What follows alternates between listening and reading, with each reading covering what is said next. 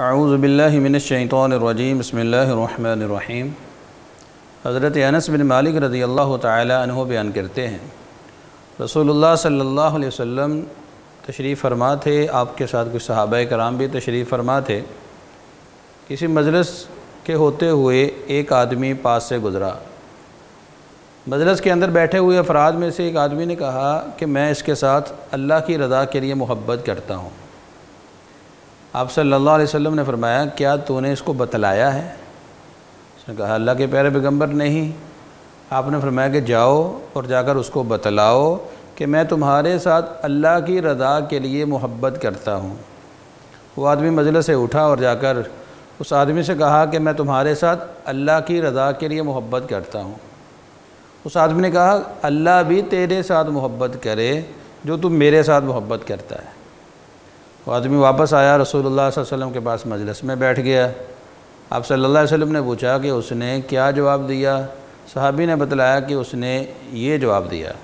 آپ صلی اللہ علیہ وسلم نے فرمایا، بالکل درست کہا، جو آدمی کسی سے اللہ کی رضا کے لیے محبت کرتا ہے، اللہ تبارک و تعالی بھی اسی کے ساتھ محبت کرتے ہیں، اور انسان کو اتنا ہی ثواب ملتا ہے جتنے ثواب کی نیت سے وہ محبت کرتا ہے۔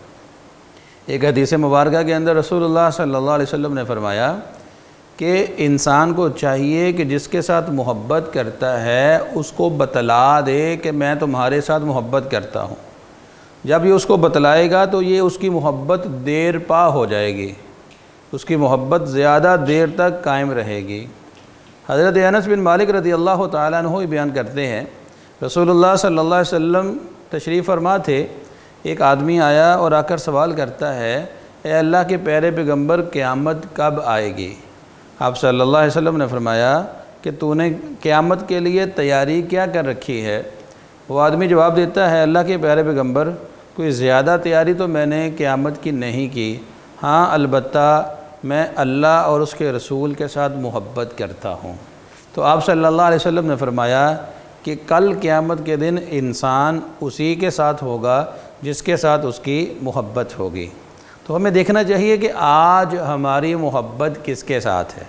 آج ہم دیکھتے ہیں کہ ہمارے نوجوان جو ہے وہ اکثر طور پر ایسی شخصیات کے ساتھ محبت کرتی ہیں جو دنیا کے اعتبار سے مشہور ہوتے ہیں۔ دین کے اعتبار سے علماء کے پاس ہم نیک لوگوں کے ساتھ محبت نہیں کرتے۔ ہماری محبت کا معیار صرف ہم دنیا کے سٹیٹس کو دیکھتے ہوئے محبت کرتے ہیں۔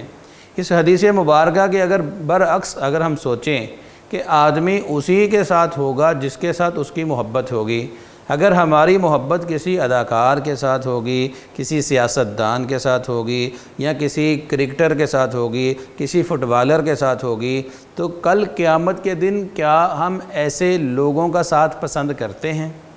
اگر تو پسند کرتے ہیں کہ کل قیامت کے دن ہم انہی لوگوں کے ساتھ اٹھائے جائیں تو پھر ہماری محبت ان کے ساتھ ہونی چاہیے۔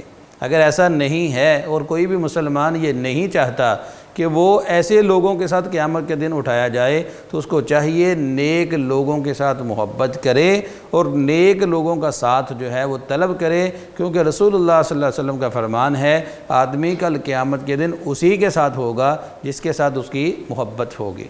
اللہ سمجھنے کی توفیق عطا فرمائے۔